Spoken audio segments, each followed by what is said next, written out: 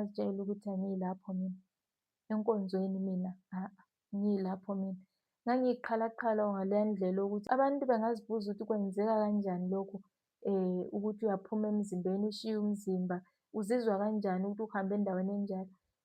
Kufana nje umuntu uma esekholwe uNkulunkulu inhliziyo yakhe ibande, iba nothando futhi iba nokubekezela. Wayengeke ekwate uma iNiniva lithethelelwa, wayengeke ekwate uJona, kodwa wakwata ngenxa yokuthi angazi wayengakaphenduki, waphongothunywa kuphela angaphendukanga. So, yabona mina ngoba ngishumayela kanje ngifuna ukucacisa something. Ngoba ngishumayela kanje akusesiphiwo.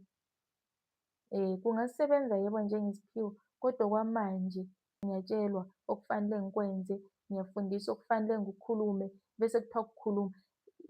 Izinto engizikhulumayo zi-bracket-iwe ukuthi wena khuluma ngalokhu nalokhu.